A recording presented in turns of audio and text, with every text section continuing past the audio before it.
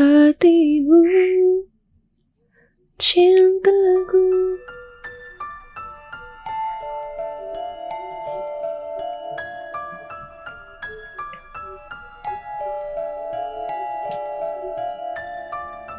Cage of Roses. This is game number 6 in the session. Tes. Iya, masuk.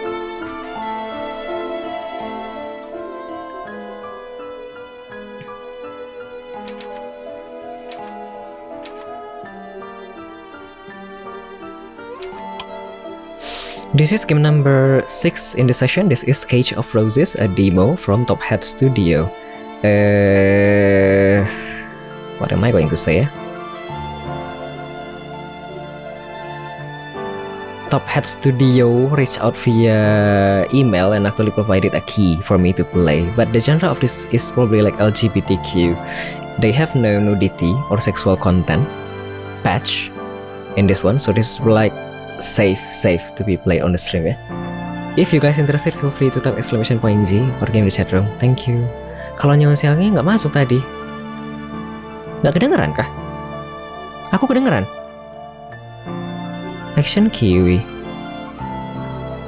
Anyong. Coba lagi ya. Nggak masuk kah?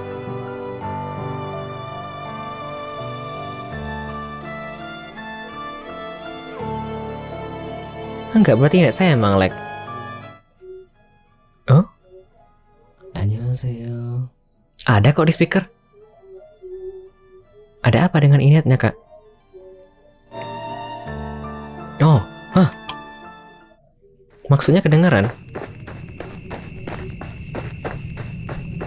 Oke. Udah mau tidur kah, BTW? Faster, make it faster.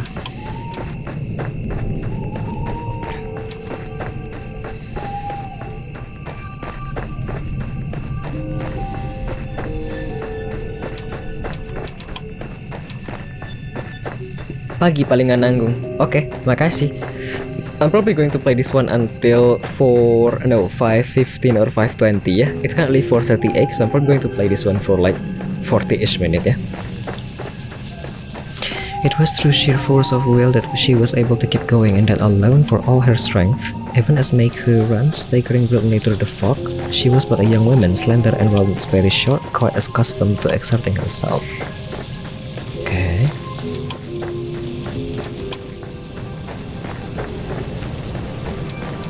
Make fingers were white as ivory.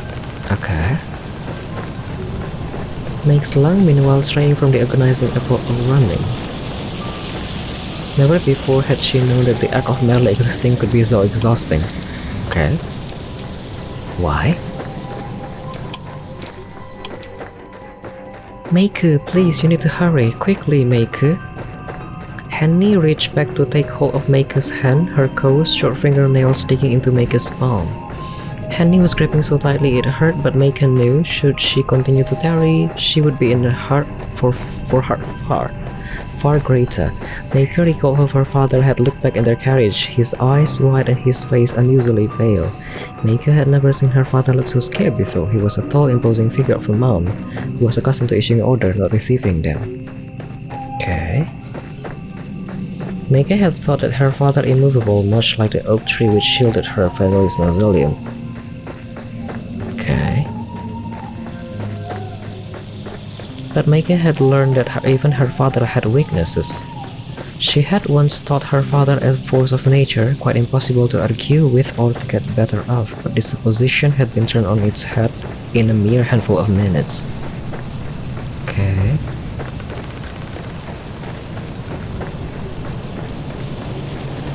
He had bled a lot, in fact all over the plush, upholstered seats of the carriage and onto the floor.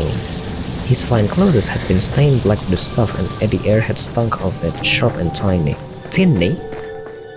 Meike could smell her father's blood on her even now as she and Henny raced through the forest. She couldn't forget it, however much she wished to. If only the events of that night had been nothing more than a bad dream. Okay. Henny is the maid in the front, right?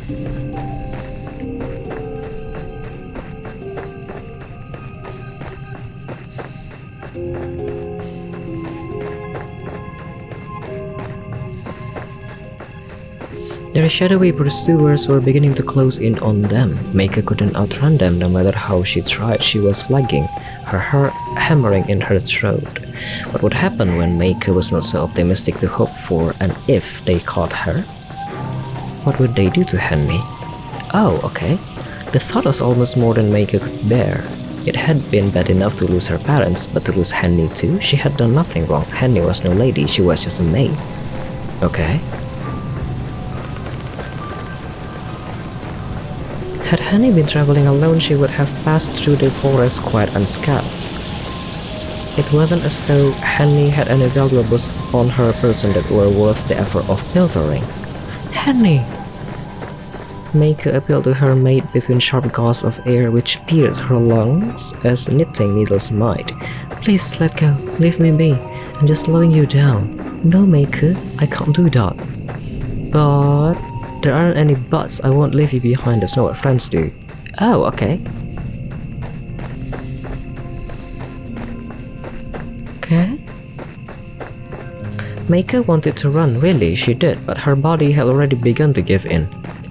Her heart might have been pumping fit to burst at the base of her throat, but her legs were weak despite the excess blood which filled her, and her hand in Henny's felt cold and clammy. She is in Meika. Okay.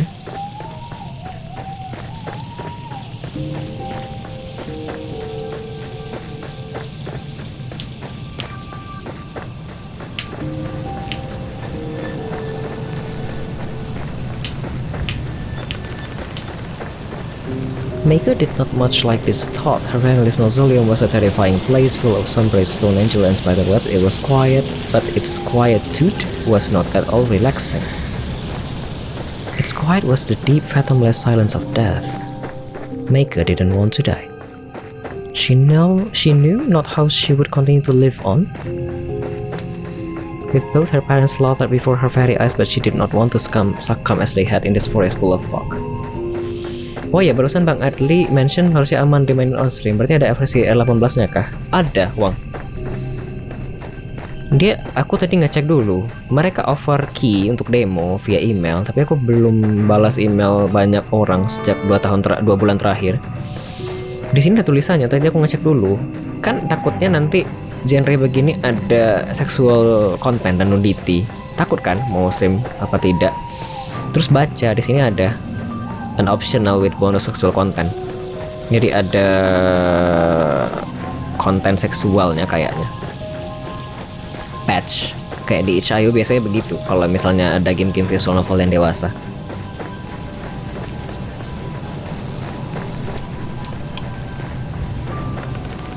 Who is Walters?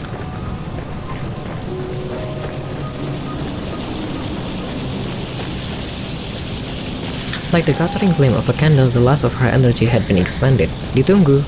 Apa? Apanya? Meika's foot caught in a tangled tree root which jutted from the ground like a bear trap, and she fell. Her hand, which was slick with sweat, slipped free from Henny's. Her fingers extended forth, plumbing the mist for Henny, but to little avail. Apanya kah yang ditunggu? Henny's voice echoed in Meika's ear, shrill and frantic alongside her own pulse. Her heart juddered in her chest, hard as though meaning to stop altogether, but it did little good. Her head smacked against the ground with a dull, anticlimactic thud, her auburn curls strewn across the scattered leaves, the broken twigs. Meika's teeth bit against her tongue. She tasted copper. Her vision swam. Swam?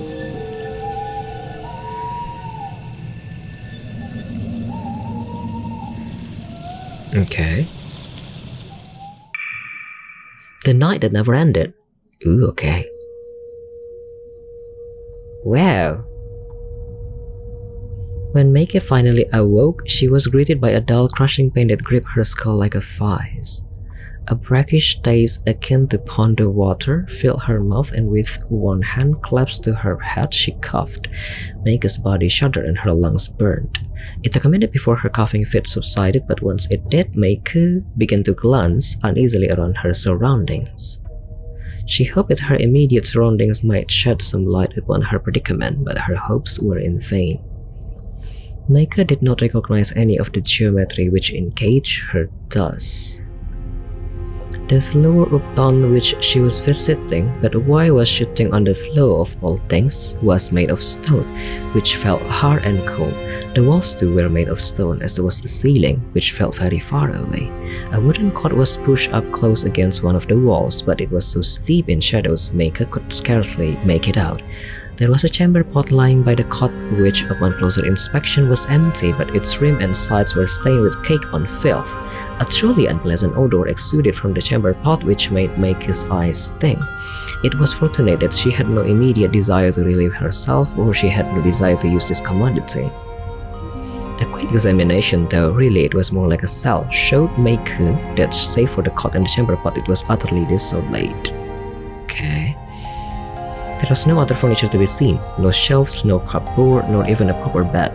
There was no mirror either, so Meika couldn't not see herself, but perhaps this was a blessing in disguise. Meika doubted she would be at her best now, being so very in pain and so very exhausted. She was so cold she could feel goosebumps rippling across her flesh, and her teeth were chattering badly. Okay.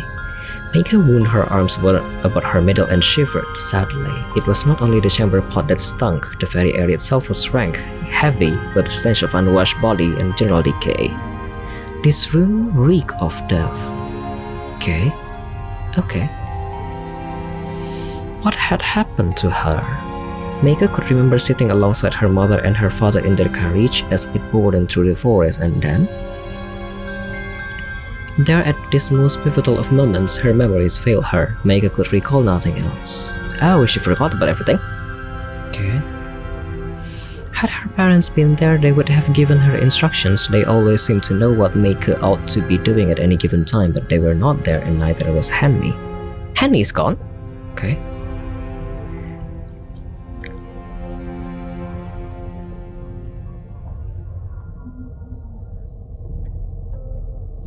She looked so pretty though. Meika thought sorrowfully, if only she was made of stone, then perhaps her head would not hurt so much. It really did feel that her skull might explode, not from the pain, but from raw, unbridled fear. Meika had often dreamed of stealing away from her parents' home to embark upon a brand new life unfettered by expectation, but she had never wished for this. Tears began to trickle down Meika's cheeks in crystalline droplets. They scored tracks in the dirt which caked her cheeks and dropped, one by one, to the floor upon which she sat. Her head bowed, fingers splayed against the stones. Meika's sob was going on. A soft voice spoke from amongst the teeming shadows. Someone's inside?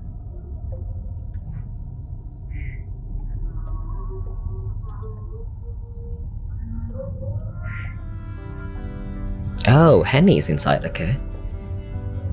Meika's dear friend was here too, in the stone cell which smelled of death, and though Meika feared for Henny, she felt relief too bubbling up inside her. Okay, she was not alone after all.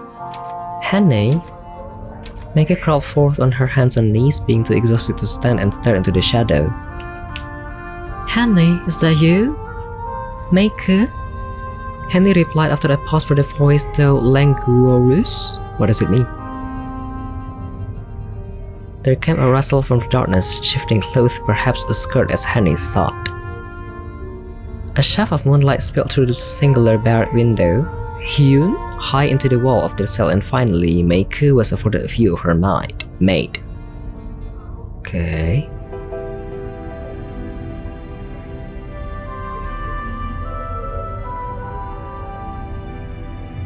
Oh, the name is Henriette. Okay.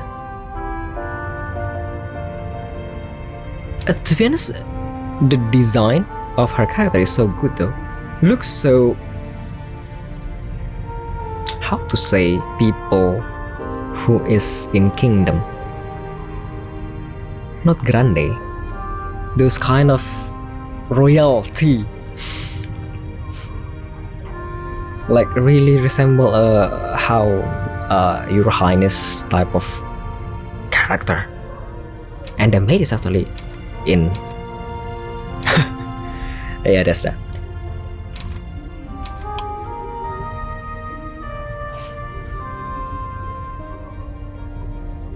What she had taken at first for a crumpled blanket must have been the body of her own dear mate, obscured from her by the shifting shadow. Okay.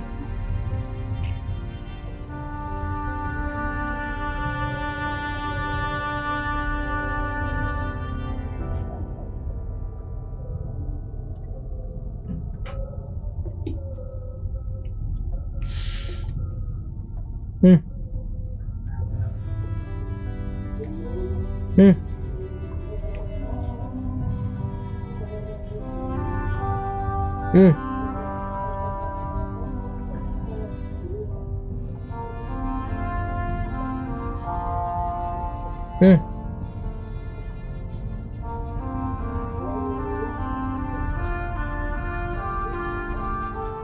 My cat arrived in my house, in my room. Perhaps have been sleeping the outside. Don't know why. Apa?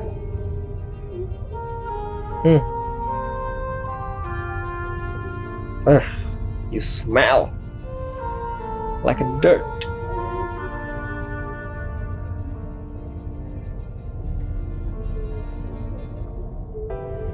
Why were you sleeping outside? Why are you not sleeping inside?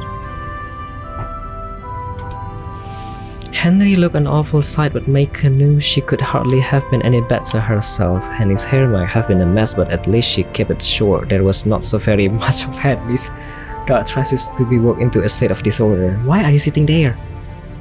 Maker's own hair, meanwhile, was very long and curly, and though she had worn it in a chignon, she could now feel it straggly loosely about her shoulder. Okay.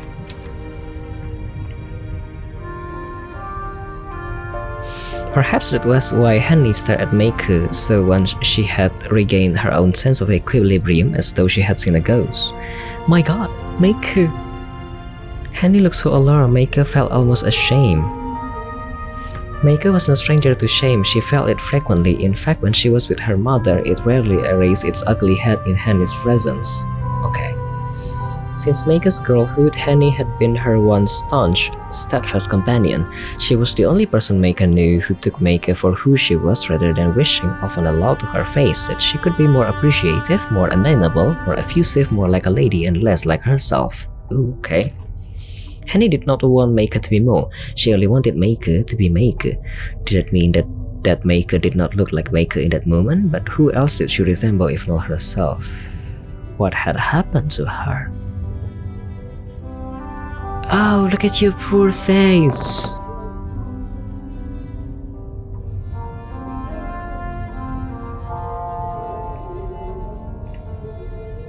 Okay, what are you going to say? You're bleeding! She is. If you have a nasty cut beneath your right eye and your cheek. Henny sucked in a breath, her expression grim. It's all banged up, you're positively black and blue. I hadn't realized, I'm sorry, Henny, okay? Henny, who had procured a handkerchief from her skirt pocket, it fortunately was devoid of dirt, wasn't her dabbing at Maker's face to look at Maker with amusement. Okay.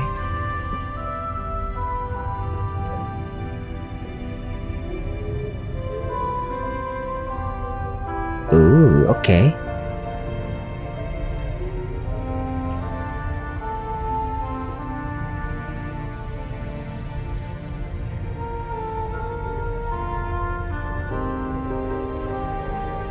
You are much more than my mate, Henny. You are my friend too, my dearest friend.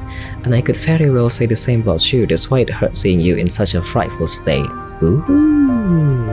Okay. She's not that bad though.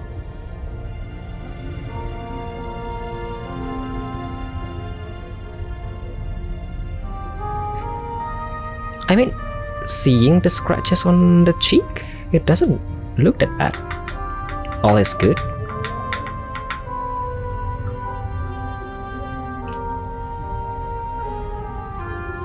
Mega shook her head in wonderment. I only hope that the apple isn't ridden with worms. Okay. I don't think you have anything to worry about on that score at least.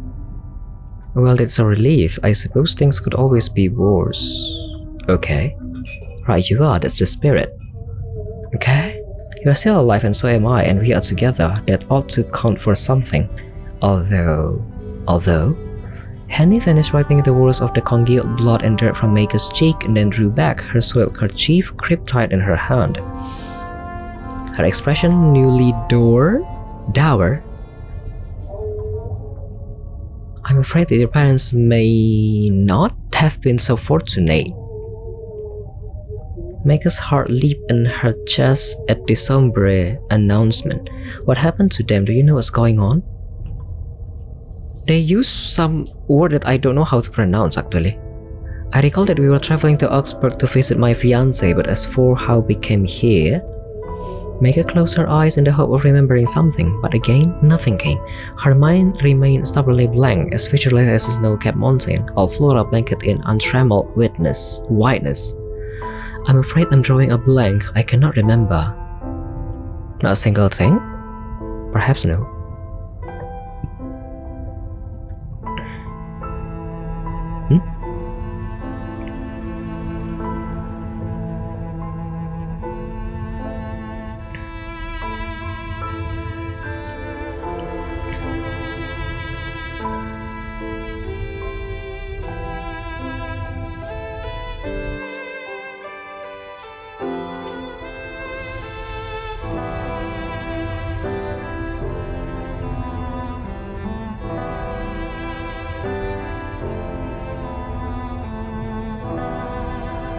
Okay.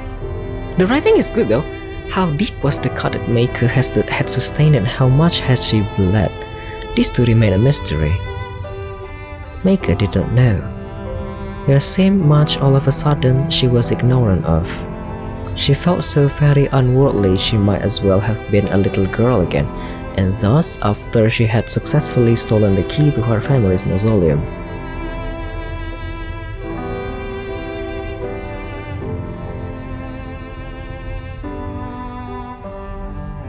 Okay. Henny. Maker took Henny's hand in her own, her fingernails cracked, discolored, dusted with dirt digging into her skin. Okay.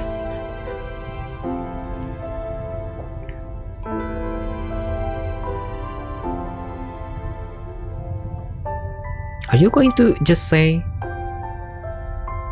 your parents died, that's all, to shorten this story?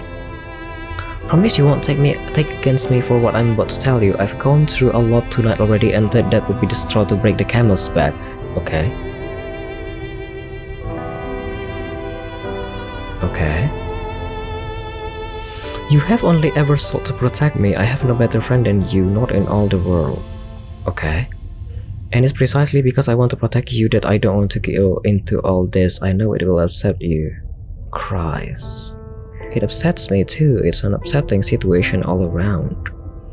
It's rotten, really, what people are capable of. But... Henny, perhaps sensing her own distress, paused. She inhaled, then in a calmer tone, she said, "Just how much do you want to know, Meiku?" How much is there to know? There's a lot, though. It made quite an impression. Horrible things always do. Okay.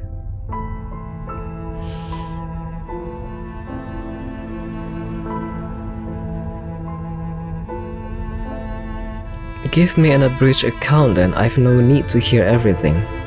Right you are. Henny bowed her head in acquiescence, her face half swallowed by the shadow. Oh, the band of light which had penetrated the wrapped cell had long since been extinguished, the moon obscured beneath the rolling fog. It was so cold in their cell Maker could not cease her shivers. Even her teeth felt cold, like shards of ice implanted into her gums. Henny's proximity served as something of a comfort, but it could not rid Maker of her trepidation. She knew, once Henny relayed the past events to her, her life would no longer be the same. Everything would change. It was changing already, in fact so quickly that Maker hardly had a chance to gather her bearings. She felt lost, adrift, and hopelessly afraid. I'm sorry, but during our travel, the carriage, it was attacked by bandits. Oh, okay. They came creeping out from the frog, like I don't know, monster from a children's story maybe, but much scarier. They waylaid the carriage, then stormed it. Waylaid? They drew out their daggers and threatened your father when he refused to comply. Well? Hannah's expression twisted. They stabbed him. What? Micah drew in a sharp inhalation of air, her whole body tensing. She had expected as much before Henny began her gruesome tale, but the news still shook her. Evidently, she had not been half so prepared to hear the worst as she had imagined. Oh God, not my papa, my poor papa. Don't tell me he didn't survive, of course. He got stabbed.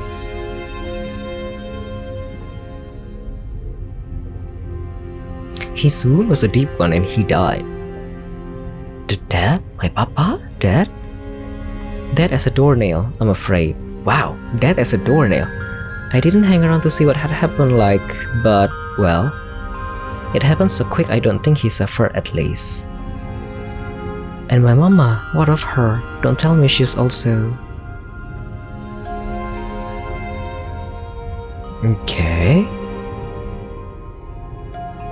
In one brief night, both of Maike's parents had been slaughtered. Now she was an orphan. Wow. And what of us, Henry? How did we escape? I find it hard to believe the bandits would just let us go. I'm sure I would have joined your parents if we'd sat still like good little girls, but I didn't want to do that. So? What did you do? I took your hand while they were busy with your mother and we ran away. Oh.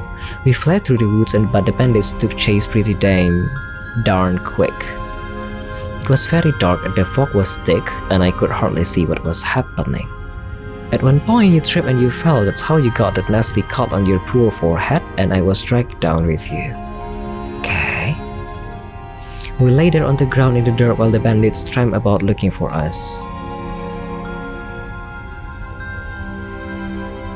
But then? Oh, okay, so basically they lay down. Okay.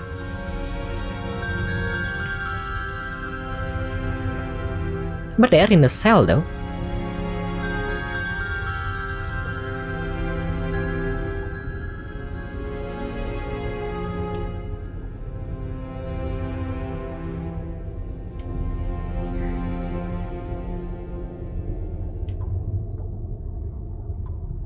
Their escape must have been the stuff that fantasies were made of. Do you know how we escaped, Henny?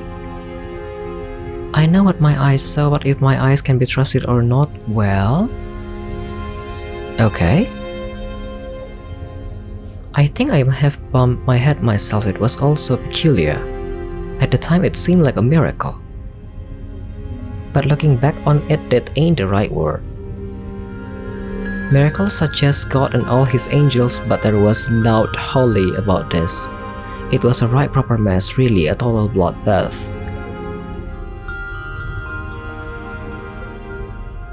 What do you mean? So someone basically saved them.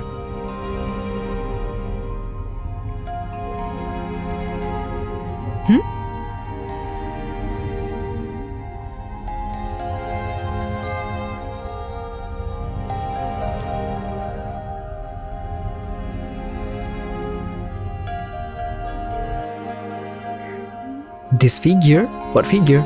This woman. She appeared so quick it was like she'd sprung up from the earth.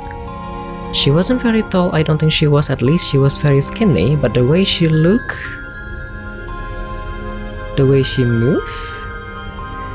there was something unnatural about her. Okay.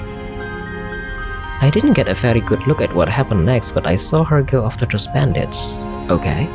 I think there were at least 4 of them, but that woman soon took care of them. There was so much blood and a lot of mud, it stunk to high heaven, it did, brought tears to my eyes. That woman though, the woman in white, she didn't seem fussed at all. She stood there once she had finished, beneath the moon like nothing had happened, and then? Henny pressed her fingers to her brow and overwhelmed shook her head. I remember not after that. I think I must have fainted. Oh, so they're basically unconscious and then they wake up here then, okay?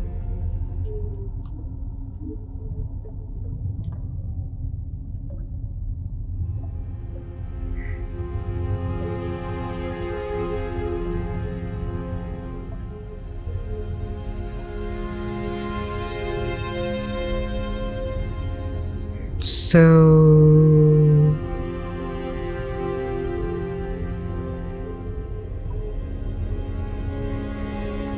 So am I a hostage now? I wasn't much use when you took that nasty spill. There's no way I would have been able to carry you to safety, not when we were all turned about in the woods and I'd no idea where we were. Okay. We'd have been goners if that woman hadn't appeared. But now that I'm talking about it, it doesn't sound real. Not even your own Mademoiselle Blanchard. Who is that?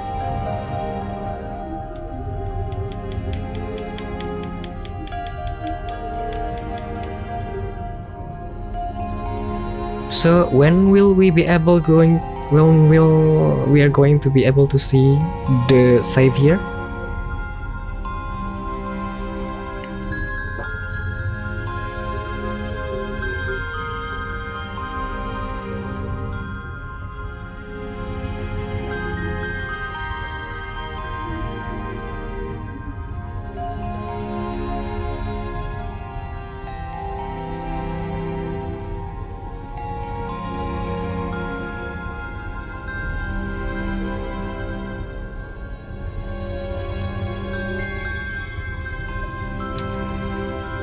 Okay.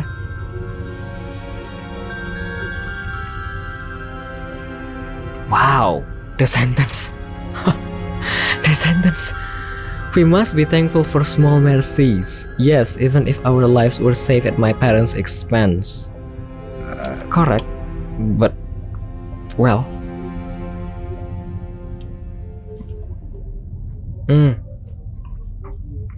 The news of her parents' death was a heavy burden. Hi there, did I miss the Beyond Shadowgate stream? No, you haven't. I haven't played the game, actually. This is game number 6, so I still have like 3 more games to play after Subuh. I'm going to... Here, if you can see, on the left side. Yeah, on my left side, I have a poster. And I have 3 more games to play after Subuh. I'm going to take a break after this one.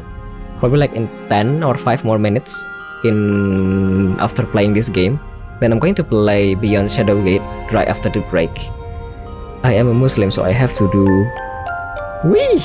Thank you for subscribing. Is it?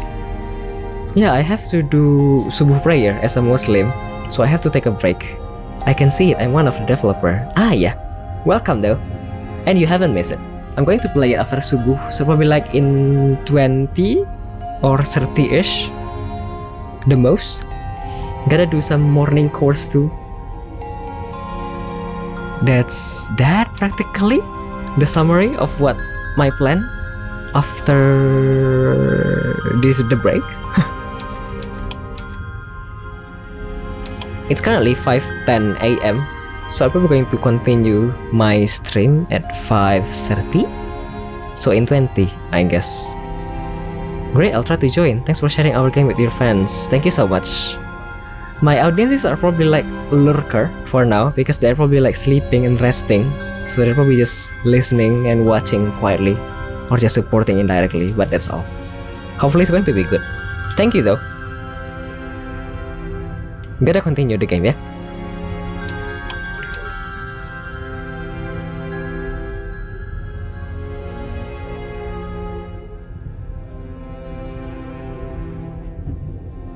Maker inhaled, her chest rising beneath her thrown gown, and glanced about. Where do you suppose we are, and how do you suppose we got here? That's a good question. I have been wondering that too ever since we awoke. Yeah, so are we actually a hostage now? Okay. Henny shifted closer to Maker, then drew her arms about her, holding her close so as to protect her from the frigid air. Henny glanced about her, as did Maker. She squinted into the shadow as though they might reveal more than they had upon her initial inspection. Wooden cot, chamber pot beside it, and then... Okay. It was every bit as sparse as she recalled. The shadows did little to mask this fact, and still it stank. Yeah, perhaps you both are become a hostage. Henny drew back from Maike. Her legs crossed beneath her upon the stone floor, and I reckon you are right. I wonder who brought us here. Must be the women.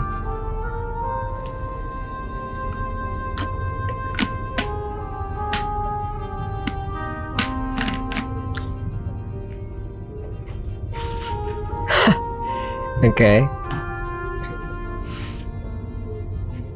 What if the savior don't know that you are actually a princess?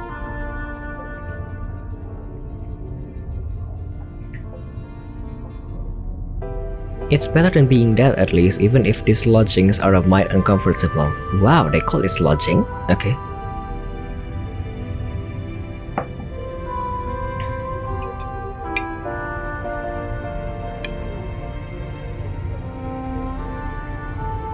Maike drew her arms about her legs, her knees? When I woke up, I was lying on the floor. Okay.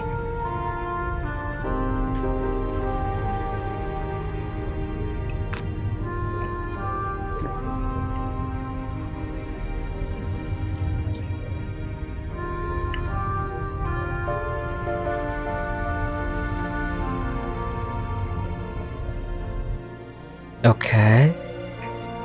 Many unbelievable things have happened tonight. Our benefactor must have been bucking the trend. Some benefactor, when I get my hands on them, I'll give them what for. Okay. It wouldn't do to pick a fight with whomever brought us here. I wouldn't want to anger them, not when we are at their mercy. Okay.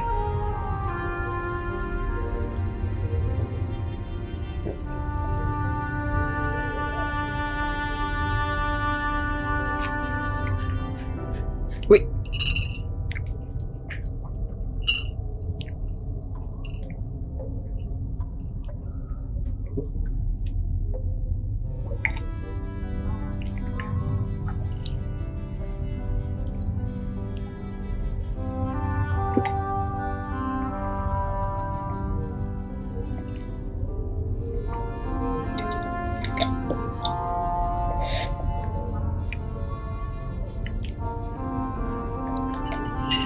Okay.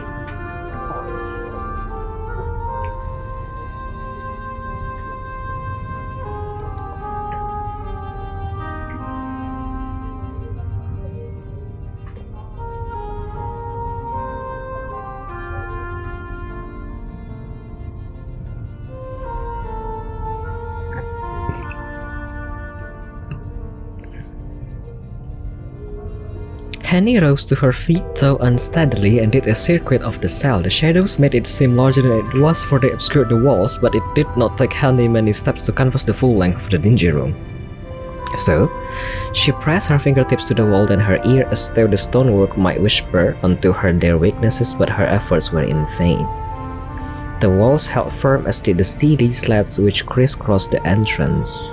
Henny took the bars within her fingers and squeezed experimentally, but they refused to yield.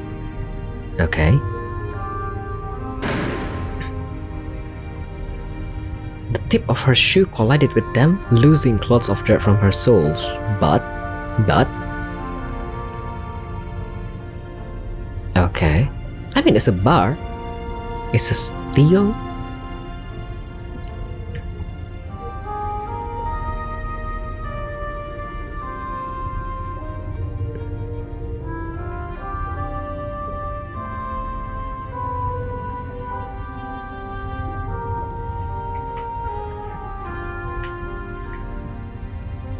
Maike asked when a disenchanted Henny flopped back down beside her with a rustle of her skirt.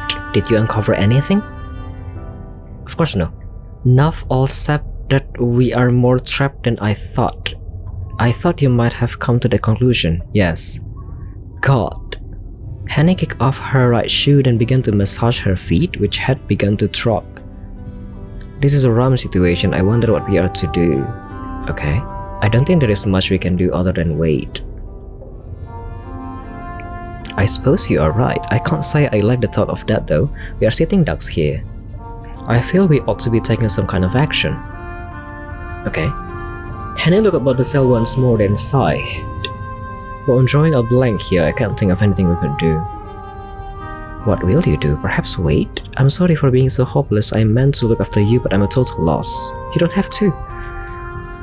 Don't apologize. I feel better simply being with you. Ooh, okay.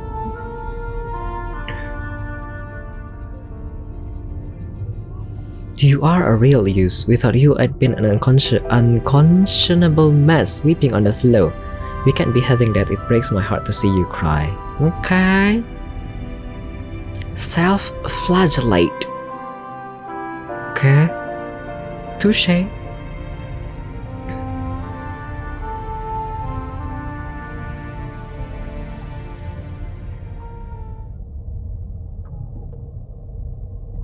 This chapter 1 is actually pretty long, yeah? I don't know who imprisoned us here or what caused, but they have no manners to speak of. Why, it's almost as if... As if? Oh, finally the savior? It was a faint sound like that of far-off rain, but Henny still heard it, the sour air being so still and silent. It sounded like a scream. A scream? Didn't hear any. Henny sat up straighter, her fingers digging into her ear. Arc. Arches? Arc.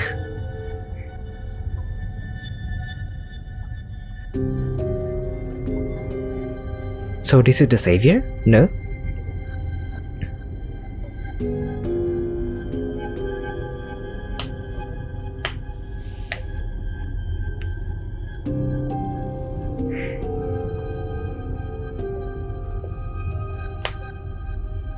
Incarcerated. Okay. The title of this game is Cage of Roses, though.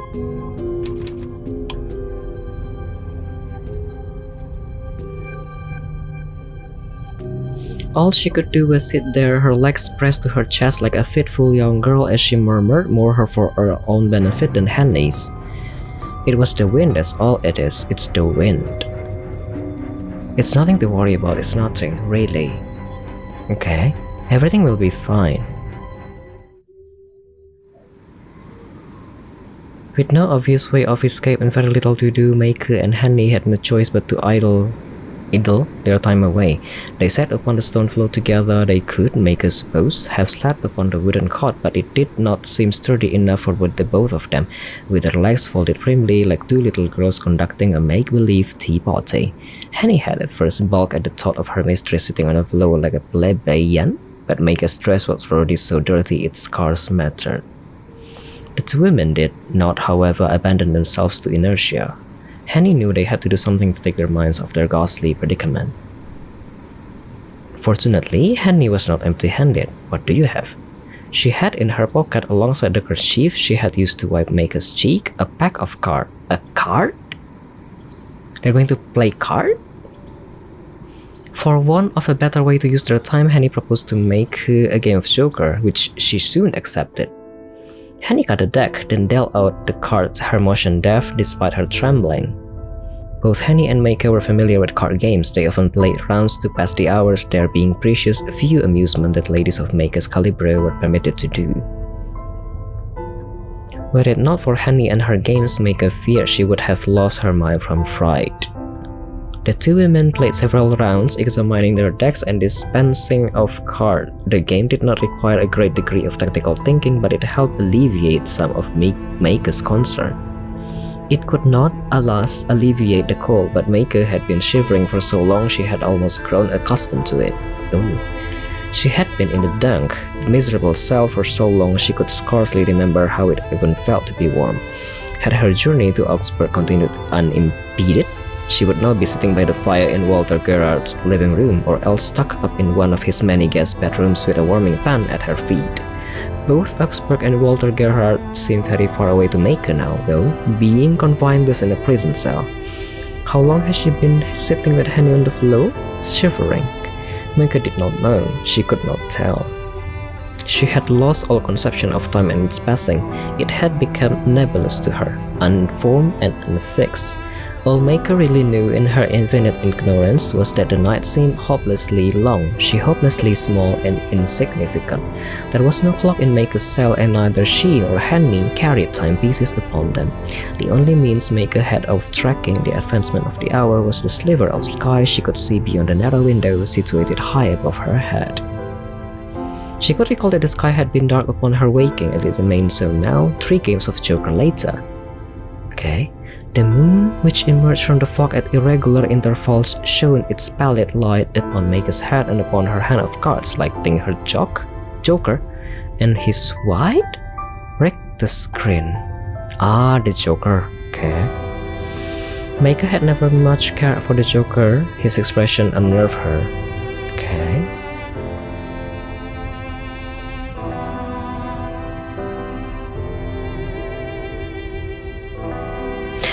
The sentence, though.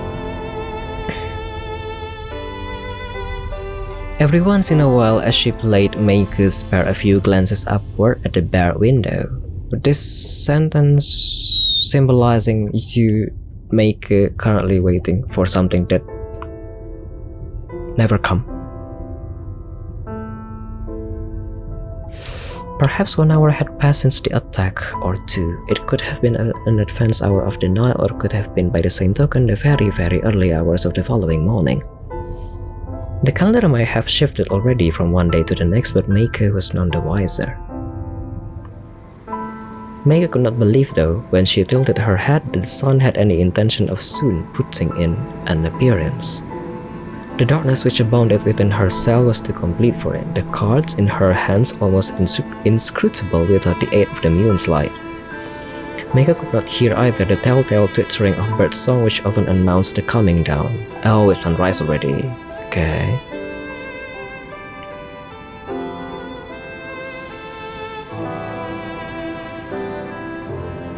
Wow, she could not recall. Okay.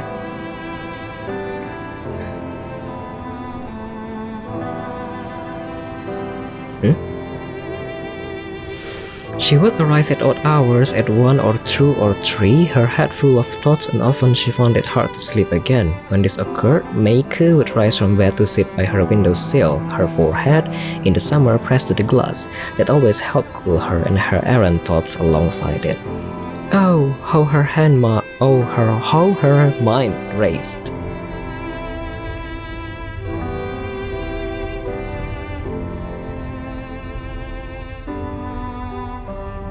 With weary eyes, Maika would look out to her back garden steeped in shadows and the cobblestone streets beyond it. Others might have found the night in its fathomless stillness uncomfortable, but Maika quite enjoyed it. At least she did not have to perform when all else were abed. She was free to feel and think as she wanted without fear of being reproached. Maika, her mother had often scolded her. "You are furrowing your brow again. Have I not warned you against it? It's most unattractive. What must her heart think if he could see you now?" Wow, okay. Maika would always apologize for this fault of hers, no matter how slight, but inwardly she smoldered. She did not like being spoken down to as if she were a child. Now at least after the night's horror, she needed no longer worry about furrowing her brow in an unbecoming way as she sipped her soup. She no longer had a mother to scold her. She would never see her mother nor her father again. And what of Walter? Okay.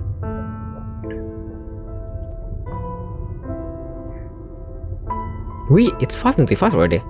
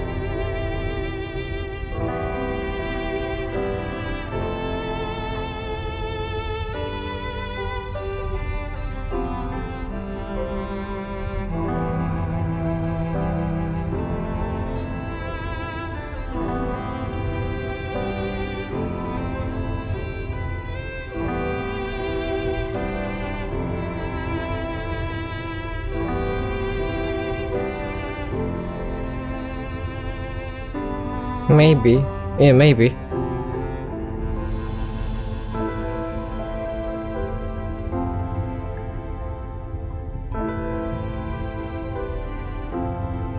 Correct. Meika had been born to a noble family, it was true, with a lineage which could be traced back centuries, but the fond essence were not what they had been. Half a century of poor financial decision and a grandfather with a compulsive gambling addiction had led to the squandering of much of the fond essence wealth. While still in possession of their family home and a veritable fleet of maid servants, the family's finances had been in a dire state ever since Meika's girlhood. Though not openly wanting for cash, Meika's parents had made a good many purchases based on their family's prestige rather than the figures in their bank account. Meika's wedding had been an attempt to shore up the family's wealth before they could fall from grace altogether, but that now seemed an impossibility. How could Meika wed Walter when she was incarcerated? Okay. Why did she care how Walter Gerard felt? She barely knew him. Okay.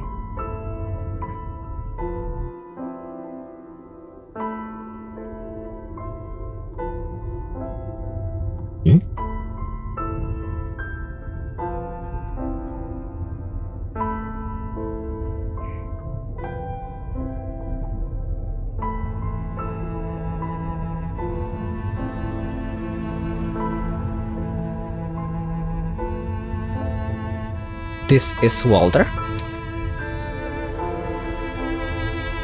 Wow, look at the... So mysterious.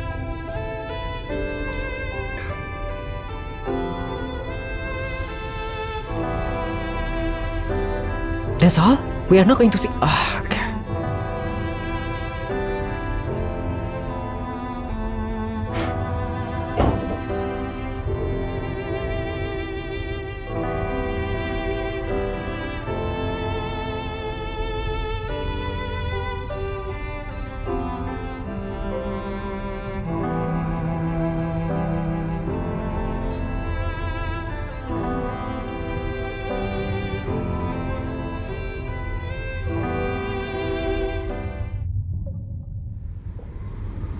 Wow, we are still continuing chapter 1? Okay.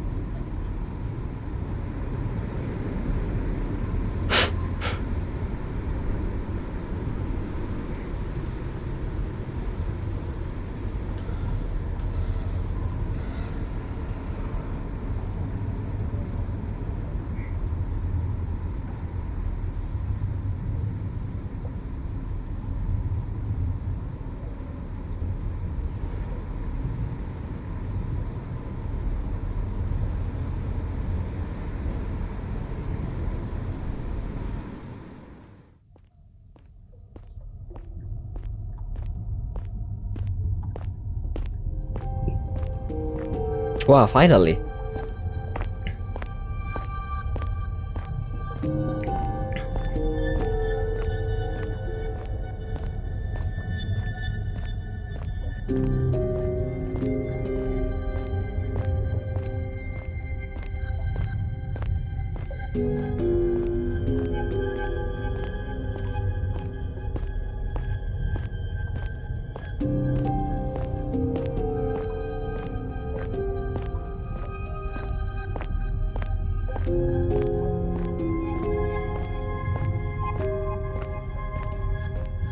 Well, would you look what the cat dragged in?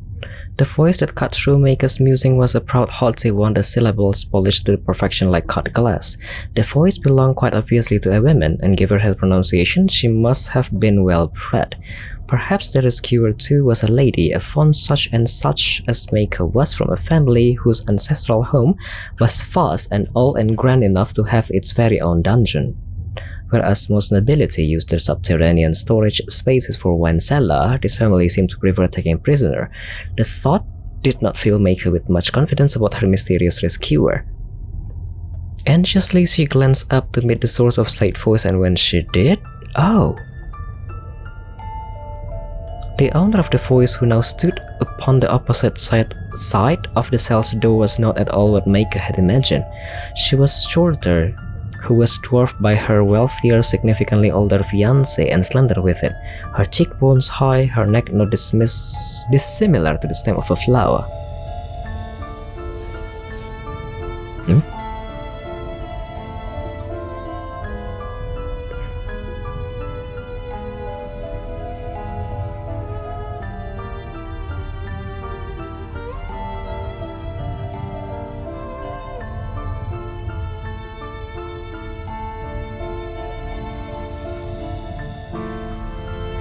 Oh, this is... I forgot what kind of...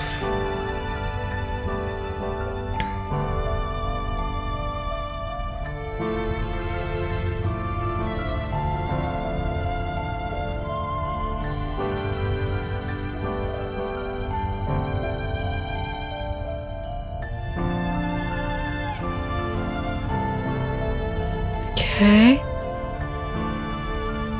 Selamat pagi. Pagi, Ti. Apa kabar? How is your sleep?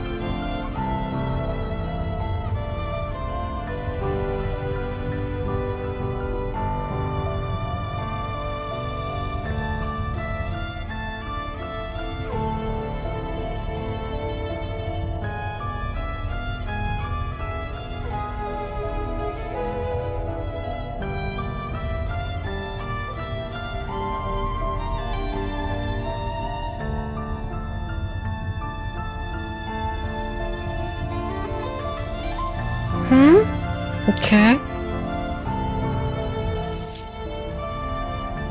Deftly, she turned it and deftly she stepped inside the cell, the hem of her dark cape dragging against the uneven stone floor.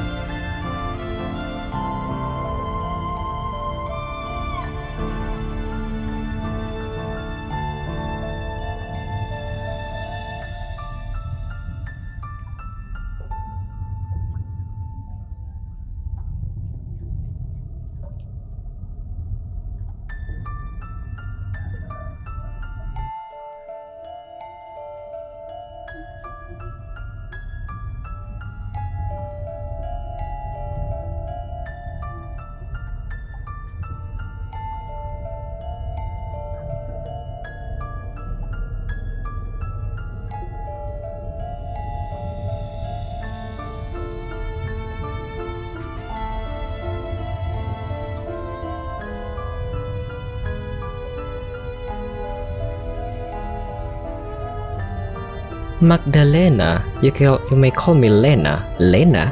Okay.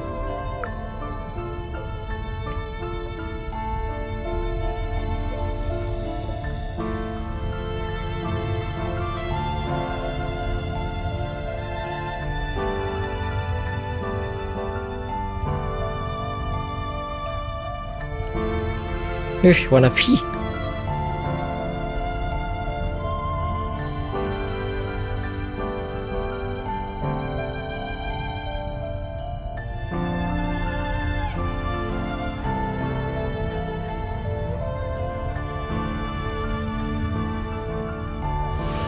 You must understand that I am not... Telat banget di YouTube masuk ya. Chatnya kah? Iya, kayaknya agak ada 5 detik kan kayaknya teh. You must understand that I am not a normal woman. No human can hope to best me when it comes to a competition of sheer strength, as the bandits who are pursuing you soon discover. Kamu suka One Direction gak, Adli? Suka beberapa lagu, Ti. Kenapa tuh? Mau diputarkan nanti? Pas break?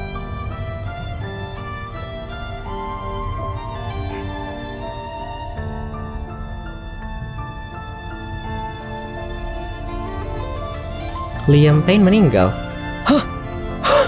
Ya Tuhan.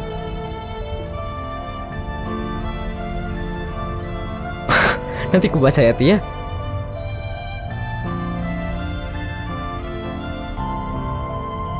Kocak kali aku lagi main.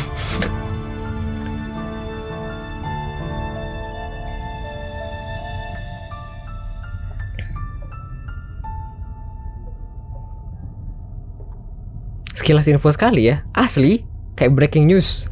Pemirsa, mengabarkan dari Jakarta pagi ini, saya mengabarkan info bahwa seorang Liam Payne, mantan anggota boyband dari Inggris Raya, Liam Payne meninggal dunia.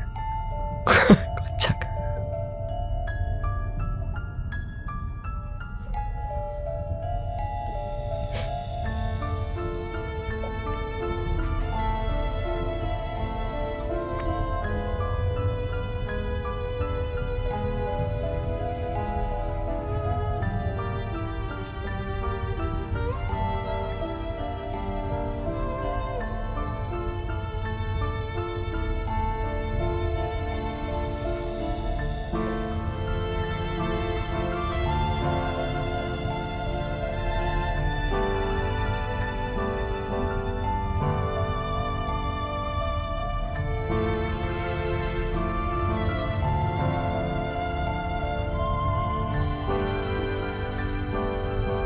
I wanna pee.